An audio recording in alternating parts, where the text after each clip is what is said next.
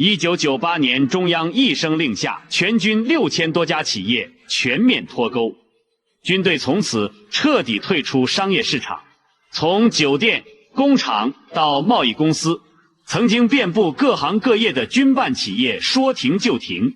這不是簡單關停幾家公司，是要拆掉一張盤根錯節的利益網，難度遠超想象。改革開放初期軍費緊張，部隊搞生產經營是權宜之計，辦農場、開工廠、搞運輸，既能補充經費缺口，改善官兵生活，也能向社會提供產品服務。在特定時期確實解決了不少實際困難，可時間一長，事情慢慢變了味。部隊手裡有土地、車輛、運力，還有行政特權。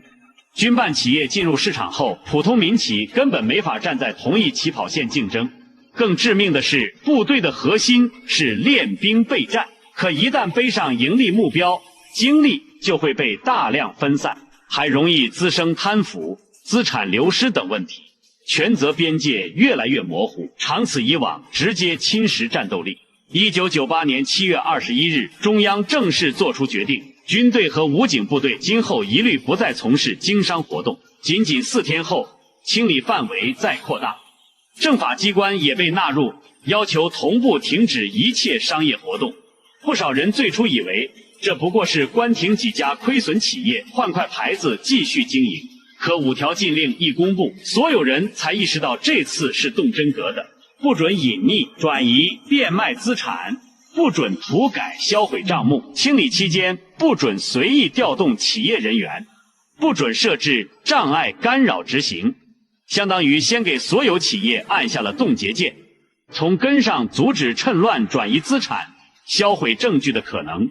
然而，在落地執行的難題還是一個接一個冒出來。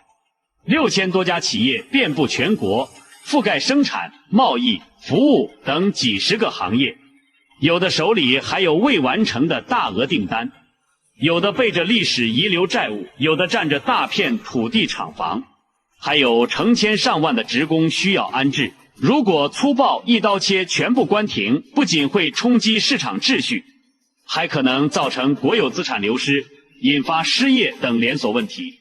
因此，中央出台了2條處置路徑。不具備持續經營條件的，依法依規有序撤銷；需要正常運營的，整體脫離軍隊體系，移交給地方政府或相關單位承接。可移交遠不是簽個字那麼簡單，資產按什麼標準估值？歷史舊債由誰承擔？企業過去享受的軍隊專屬稅收、政策優惠還能不能延續？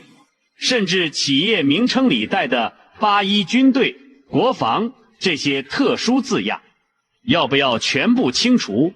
每一項都是牽一髮而動全身的難題。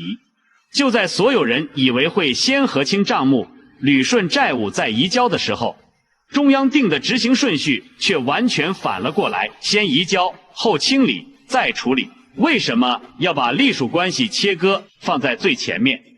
這麼多企業，這麼多遺留問題，怎麼保證交接過程中不出亂子，資產不流失？